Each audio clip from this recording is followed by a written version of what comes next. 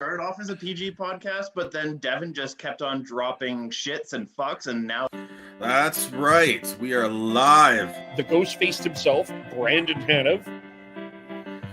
This isn't like the start of last season when it was just, it looked like the Canucks were just a beer league team not playing defense at all.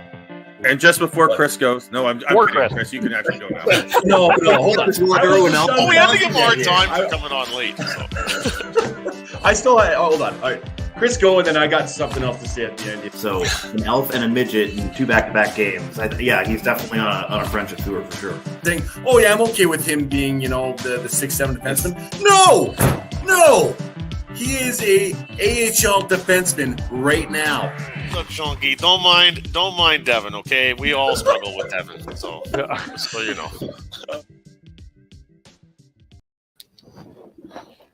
Well, hello. Good afternoon, everyone. Welcome to the Shifts and Pucks podcast. Of course, you can follow us. We're live on Twitter at Shifts and Pucks, Facebook.com, Shifts and Pucks, YouTube.com, Shifts and Pucks, Twitch.com, Shifts and Pucks. Subscribe wherever you get your audio, as well as on the Area 51 Sports Network. As it's over, basically. That is it. The much anticipated, much ballyhooed, much hyped, much looked forward to Battle of Alberta ended in 5 games as the Edmonton Oilers, on a goal from Connor McDavid. I respectfully say who else, not because he's the only player on the Oilers, not because he's a one-man show, but because he was the best player, one of the best players to play in the game, and it was just outstanding. The Edmonton Oilers win and are advancing to their first Western Conference since 2006. And so we're going to have a look at the series. We're going to have a look at just the recap of the game, what happened, a number of different things. It was another one of the ebbs and flows and wild and crazy moments here. And we'll go through it. It's a tough day if you're wearing a Calgary Flames jersey. I think a lot of Flame fans, when you're down 3-1, it's hard to expect the comeback, but we'll get into the goal that I think is going to take a lot of people a bitter pill to swallow here on a number of different levels. But I'm going to give you maybe a little bit of a different perspective on this than I don't think anyone is really talking about here. So let's just go through the game. And it started well for the Flames. They get the first goal here in the first period. Andrew Mangiapane, his first of the series. Pause, because this will be one of that will not be the first time I say this. And there's one issue from Coleman and Backlund. Michael Backlund was the best Flames forward in this series. That line of Backlund, Coleman, and Mangiapane, I thought was the best line for the Flames in this series. I thought they did a lot. I think Michael Backlund took a huge step in the type of player that he is. You could tell this guy wants to win a Stanley Cup. I believe he wants to win a Stanley Cup in Calgary. Just an outstanding effort for him. Calmly takes it in. Mangiapane left all alone, and it's 1-0 after one. And after the first, I thought that the Flames did one of their better jobs of doing something that they haven't done enough of, and that was put pressure on the Oilers defense, create problems. I think the Flames forecheck was able to get in on the Oilers defense. They were having troubles with it. Thought it was interesting Mike Smith's approach to puck handling on that side of the ice as well, particularly. He was fine. We'll get into the goaltending aspect of this in a second, but it's 1-0 for the Flames after one. And then at 5:41, it is Michael Backlund again. Michael Stone, who doesn't blast it a la Al McInnes. Simple shot, Backlund deflects, Blake Coleman doing the work again, sets it up to Stone. It's 2-0. But this is one of the other issues that I think happened in this series, is when the Oilers scored goals quickly, responded quickly to goals, and they scored often. And they tied it 1 minute and 59 seconds later. They get Darnell Nurse gets his second. And on another side note, we were talking about Leon Draisaitl, who got an assist his 16th, and he had a great series and playing on one leg. I think Darnell Nurse was playing hurt as well. He gets his second goal from Draisaitl and Hyman, and then Jesse Puljujarvi. The Flames put on a ton of pressure. Great shift from the Lindholm, Gaudreau, and Kachuk line. Hyman takes it down, slides it, shot, beats Markstrom a little bit, and then Puljujarvi taps it in. It's tied at 2. Then the Oilers get a power play, and 28 seconds in, Nugent Hopkins sets up Hyman, Draisaitl again, and it's 3-2. And then not 15 seconds later, Johnny Gaudreau gets his first of the series from Oliver Shillington. It's tied at 3, and the Flames get another lead. Calle Jarnkrok, his first as a Flame. Calle Jarnkrok scored his first goal as a Calgary Flame from Nikita Zadorov. It made it 4-3, and then the Oilers tied it again. Evan Bouchard, who also had quietly a pretty good series. He, there was a lot of questions about him, I think, in Edmonton after the 9-5 game. I thought back in earlier in the regular season. We'll touch on that in a moment from Draisaitl and Duncan Keith.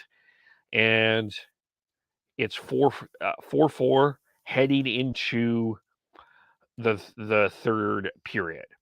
So I want to point out a couple of things here. Well, let's get here. So we get to the 15-minute part here. Michael Backlund drives the puck in again, takes it to the net, shoots, and Coleman scores. And when I first saw it, I was like, I don't know. I think they're going to have to review this at least. But when I looked at the review, it looked to me like the puck was going in, went off his skate, but it didn't look to me like this was a distinct kicking motion. But that's what they ruled. And you can debate this to the cows go home, but I just think it's a awful, horrible, terrible call. He did not kick it in. I'm seeing people making the argument here about the fact that he shouldn't have been in that position anyway. He had a defenseman draped all over him. He was driving to the net. Blake Coleman did nothing wrong. There was nothing moronic or stupid in what Blake Coleman did. Blake Coleman did exactly what he had to do.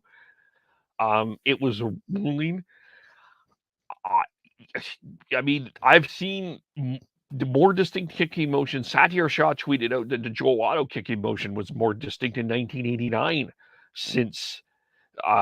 than that one. I've seen far clearer kicking motion goals happen than this. I think it's a terrible call, and the NHL again not showing consistency in a place again from their officiating. And the issue here is that the call on the ice was called a goal. Okay, the call on the ice, it's a goal. So you have to have indisputable evidence to overturn that. And based on everybody's argument, we're not. From what I'm seeing hearing from everybody, it's not disputable. So that's one of my big problems. It's just I don't get how you overturn it when you call it a goal. If you call it no goal and it's not evidential, I'm more fine with that. But you called it a goal. So and then so that takes us to overtime. But I want to point out something to you here. Okay. Is it a terrible call? Yes, it is. But the Flames are up not once. They had a 2-0 lead. They had a 4-3 lead. Plain and simple, they had the lead, and I don't think they have been in a situation where they needed this goal. This is the third best defensive team in the National Hockey League all year. Their identity has been built on the fact that were a good structured defensive team. And one of those identities is when you have a lead, you need to close it out. And they had 2 leads here. So as much as I want to blow a gasket about the goal, the Flames had a lead.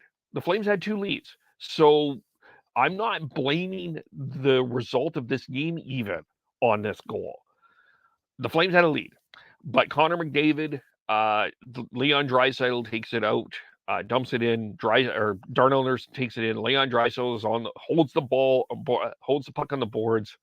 I don't think it's a good play by Johnny Gaudreau. I don't think it was a good play by Noah Hannafin. Finds McDavid, and you can argue if Markstrom should have had that or not.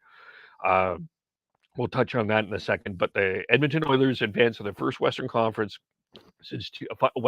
final since 2006, with Connor McDavid getting his 7th. Leon Draisaitl having an amazing series with the assist, and the Edmonton Oilers move on. And the Calgary Flames are left packing their bags. So let's break this down here. First of all, a couple of things. Let's address the Chris Tanev here. Let me just take a quick second and pull up the specific tweet here about Chris Tanev. Played last night. Played 24 minutes last night. I'm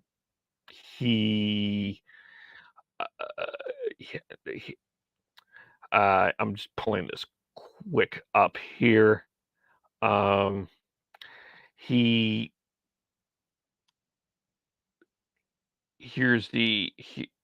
it is. Here he's getting surgery next week. This is according to Rick Dollywall. Torn labrum, separated shoulder, sprained neck. And played 24 minutes and was a +2. And I think was Calgary's best defenseman last night. He stabilizes everything, calming presence on the ice. I think when Canada went down in Game 6 of that Dallas series, I think it turned a lot. And that had a non-healthy Chris Tanev coming into this series with the Oilers, just with their firepower. I knew this would be tough, and it was. And I expected this to go 7. It didn't, but Tanev, not having Tanev at even close, very unfortunate. Markstrom. I'm not going to say that he was great in this series because he wasn't. But I also don't know where I sit on putting the entire blame on him and giving all of the blame to him that I feel like everyone is. I want to read this tweet from Kevin Woodley. I should also add, as said at the CSE, I'm already talking around goalie coaches. Markstrom wasn't near 100% and may have required an injection at some point to keep going. Not sure it gets confirmed. He's not going to make excuses. I want to add in one more point to this tweet, though, too, because this is the one that I'm going to sit with a little bit more. Not arguing Markstrom was good versus Oilers, but at CSA Hockey had him at a -4.53 goals relative to expected in Battle of Alberta and 3.05 that in Game 1. You can't expect more from a $6 million Vezina finalist, but the Flames giving up 19.47 expected goals in 5 games is part of the discussion, and that's the issue to me. The Flames, Hyman had a tap in on the power play. Puljujarvi tap in. You look back at Game 3 of Vander Kane's goals. 2 of them were tap-ins. The Oilers had a far too easy of a time in front of the Flames net, but only getting to the Flames net. And the Oilers skating just undone whatever Flames structure idea was going to have. That was the big issue. I get there's going to be arguments. Did Markstrom play too much? I'm not buying all of that because I think that this was more about what to do with the 19 players in front of Markstrom as much as this was Markstrom. Look, let's go back to Game 4 for a second here. Rasmus Anderson scores a goal from the brick field at Commonwealth Stadium, basically, down that far. You have to win that game. You get a goal like that with that break. I know it's 3-3. You still have what? It was 9 minutes to go. You gotta pounce. And the Oilers pounced on an opportunity. The Flames took a too many men on the ice penalty, and they took another late penalty from Rasmus Anderson. They didn't give themselves the opportunity to win. Let's go back to Game 1. It's 6-2 and you allow the Oilers to come all the way back to make it 6-6. It's 3-1 in game 2, and you allow the Oilers to come all the way back. That you didn't the one opportunity that the Oilers had to hold a lead, which was game 3, they did that. They locked it down. The Flames did not lock it down in any way, shape, or form. The Oilers wanted this series more than the Calgary Flames. You go even further than McDavid, Kane, and Draisaitl. Zach Hyman was unbelievable. Zach Hyman, once he started going, he was playing with a smile on his face, and he was all over the place. I thought he was great. I thought Ryan Nugent-Hopkins was great, and I thought the Oilers defense gave them what they can. I thought that all of them were pretty solid. I don't think that we can look at any Oilers defenseman and say, well, no, they had a tough time. But you look at the Flames defense. Rasmus Andersson and Noah Hanifin had a tough time. Couldn't really keep people away from the front of the net. Looked like they had some communication issues. Gabranson and Zadorov had a tough time. Weren't able to skate fast enough, I think, in this series. And then Oliver Shillington, more stable with Chris Tanev there. Michael Stone, I mean, he gave what he could, but was nowhere near good enough. And then up front, Calle Jarnkrok, let's start there and let's go up. Calle Jarnkrok gets his first goal of the Flame 17 games in. I think that, I don't think that they were expecting offensive dynamics from Calle Jarnkrok. No. But what I do think that they were expecting was more than one goal in 17 games. Needed to happen there. Didn't happen. Tyler Toffoli got one, needed more. Generally invisible, but I don't know if he was on the right line with Jarnkrok and Dubé. I don't think that was a good fit. I don't think Calle Jarnkrok was a good fit at center, even though he was able to win faceoffs. I don't think he played the center ice position as well as he could. Dylan Dubé didn't get a goal. Not good enough for Matthew Tkachuk again. Sorry. Two giveaways I remember specifically. No goals no goals since game 1. I'm surprised he drew penalties. I don't think he created any reasonable havoc in any way, shape, or form enough to cause Mike Smith, Oilers D, any problem whatsoever. And that to me is it's not Markstrom that I'm disappointed in. To me, the biggest disappointment to me out of all of this, it still remains Matthew Tkachuk, a guy that is coming in. We had a conversation about putting the captaincy on. A guy that was coming in with a qualifying offer of about $9 million. A guy that says that he wants to be a leader of the team. And he may have been hurt, but I didn't see the effort. I didn't see the intelligence. I didn't see the passion. And I didn't see any fire from Matthew Tkachuk that showed me that he knew that he did what it takes to win. That to me was the biggest disappointment in this series, was the play of Matthew Tkachuk. I thought Elias Lindholm got better. I didn't mind Johnny Gaudreau. They all had their ups and downs, and as a line, they weren't good enough. But Matthew Tkachuk is the one biggest disappointment for me in this series. To get to the coaching part, Jay Woodcroft, I think he also deserves a lot of credit. I thought the way that he handled the media after game 1, when he said the Oilers scored 7 goals on Jacob Markstrom, reminding everyone that there was a disallowed goal. So the Oilers had a disallowed goal that was pretty controversial in this series as well. Let's not forget that.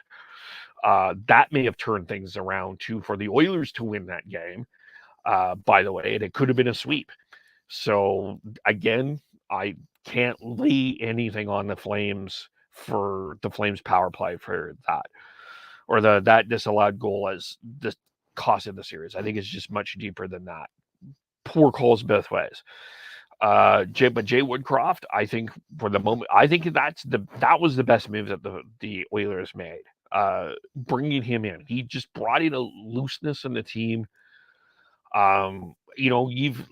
There's just, what I haven't seen from the Oilers that I saw in this series? A smile.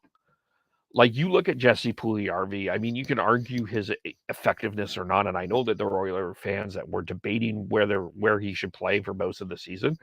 Played with a smile on his face. Zach Hyman plays with a smile on his face. The Oilers were having fun. The Oilers were playing with emotion. The Oilers were playing with some fire and passion that I hadn't seen in years.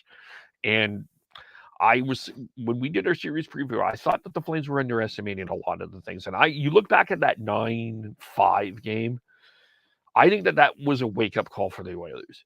I think that the Flames thought that this would be easy. I think the Oilers just buckled down. They almost threw it out. And I think that give credit to Jay Woodcroft for how he has handled his team as coach. I think that's been great. And the Oilers are full marks for what they done. Mike Smith played well enough to get the Oilers to the next round.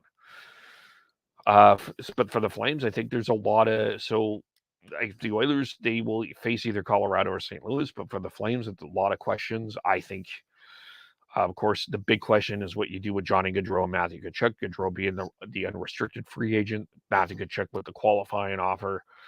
Those are the two big questions. But the next steps is they need to find more speed on defense specifically, even at forward. I don't think they're fast enough as a team.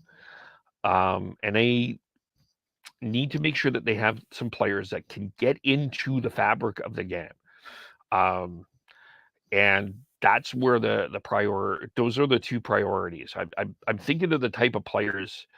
I'm not saying that they should get this player, but you need a Yanni Gourde or a Dylan Larkin, someone that skates well enough, that can skate well enough and stay in the fabric and is well-rounded in a 200-foot way. Wonder, a couple of free agent targets I'm wondering about. I wonder if the Flames look at John Klingberg as a guy that I think Noah Hanifin, I don't know if I can come away with the series thinking he's a top 2 defenseman, maybe a top 4. I wonder what they do with Anderson and Hanifin and what they ask for Anderson and Hanifin to do in terms of their off-season regime. They just didn't look strong enough in their defensive zone compared to what the Oilers were bringing.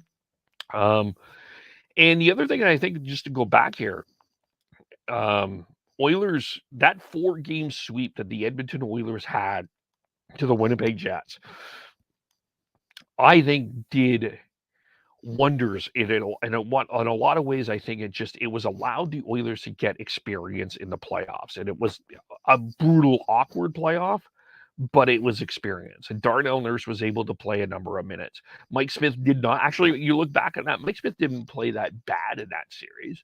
They lost, played well enough. They had some playoff experience, and Mike Smith has more playoff experience than Jacob Markstrom. Mike Smith had been to a conference final. Mike Smith played pretty well in 2019 for the Flames against the Avalanche. It was the only reason that series didn't go 4 as opposed to the 5. So they had that experience, and I don't think the Flames, although they had that experience with Colorado, I think that was 2 coaches away and such a long time away. It's a brand new team. Don't think that was as relevant, although I think there were some elements of what happened in Colorado in this series, I think, that are similar. I just don't think that is it. But the Flames need to come back next year and find that fire.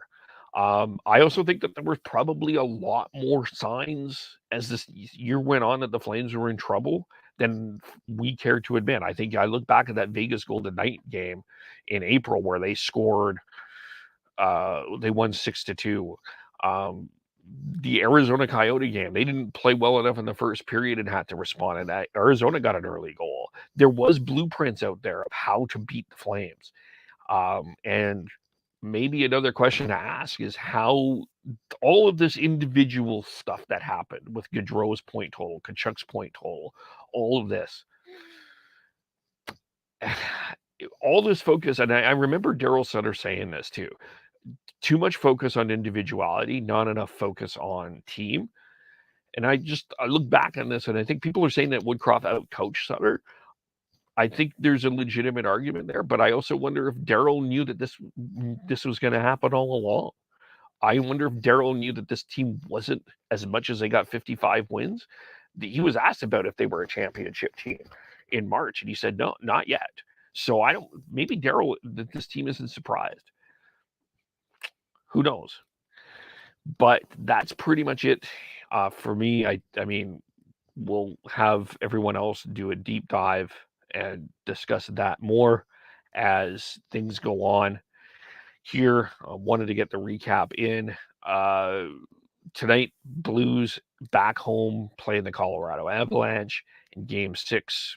Avs win. We get McKinnon versus McDavid, which will be a very exciting series. We'll see what the Blues do there back at home in St. Louis.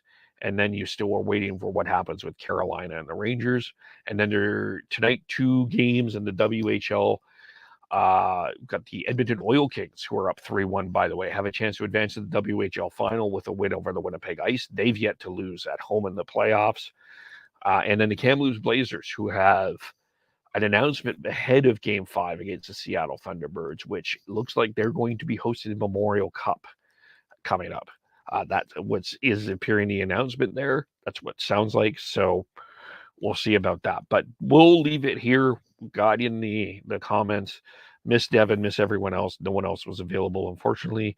But follow us all individually on Twitter. Sean Beery Canuck 03, Tyler TNOBLE, Devin Gordhow 09, Chris Schneid SCHNAIDZ.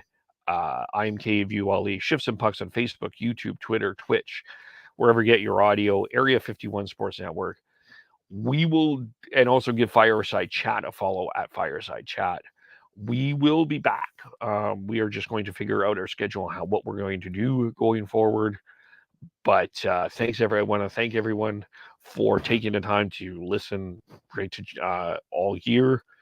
Well, we're not going anywhere, but Flame season done. Also, before we go, condolences again to the Besser family, as they announced today that their Duke Besser passed away. So thinking of the Besser family, not an easy time for them as well. But thanks everyone again for watching and listening. We'll talk to you all very soon. Bye for now. Oh, wait, I'll got some comments here.